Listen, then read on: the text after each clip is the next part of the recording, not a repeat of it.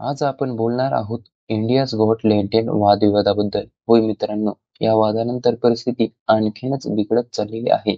समय रायना यांचे स्टँड-अप शोज बंद होणार का? आणि इंटरनेटवर कंटेंटवरती मोठी सक्ती येणार का?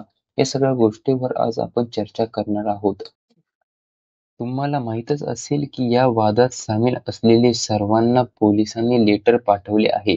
सध्या समय रायना अमेरिकेत आपले शोज करीत आहेत, पण सायबर सेलने त्यांना दुसरे लेटर पाठवले आहे आणि 17 फेब्रुवारीच्या आत चौकशी अधिकाऱ्यांसमोर उपस्थित राहण्याचे आदेश दिले आहेत.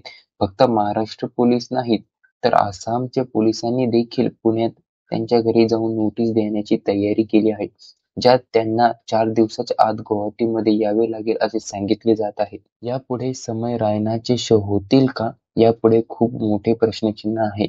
त्यांचे यूएसचे शो रद्द होणार का नाही हे निश्चित नाही, पण गुजरातमधील शो मात्र रद्द करण्यात आले आहेत. एप्रिल महिन्यात होणाऱ्या शोसाठी बुकिंग सुरू होती, पण बुक माय शोवरून हे शो हटवण्यात आले आहेत.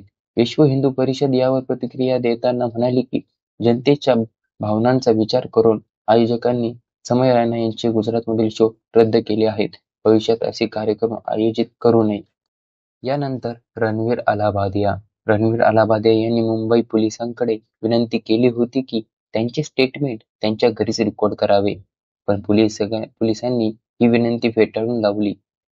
त्यांना खास पोलीस ठाण्यात जाऊन जबाब द्यावा लागेल. याशिवाय त्यांना काही सेलिब्रिटींनीही अनफॉलो करण्यास सुरुवात केली आहे. त्यात विराट कोहली आणि युवराज सिंग यांचाही समावेश आहे.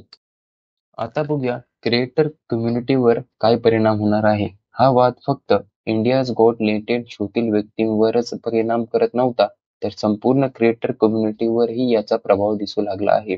पार्लमेंटच्या स्टँडिंग कमिटीने माहिती आणि प्रसारण मंत्रालयाकडे ऑनलाईन कंटेंटवर नवीन कायदे आवश्यक आहेत याचा अहवाल मागवलेला आहे. 17 फेब्रुवारीपर्यंत हा अहवाल सादर केला जाणार आहे. त्यामुळे ऑनलाईन कंटेंटसाठी नवीन अटी लागू होऊ शकतात. हे सगळे वाद मिटल्यावर सर्वांचे प्रश्न सुटतील का? लोक शांततेत राहू शकतील का? याचं उत्तर अजूनही आपल्याकडे नाही. पण तुमचं याच्यावर काय मत आहे कमेंट बॉक्समध्ये नक्की सांगा आणि अशा नवीन नवीन न्यूजसाठी आपल्या चॅनलला नक्की सबस्क्राईब करा. धन्यवाद.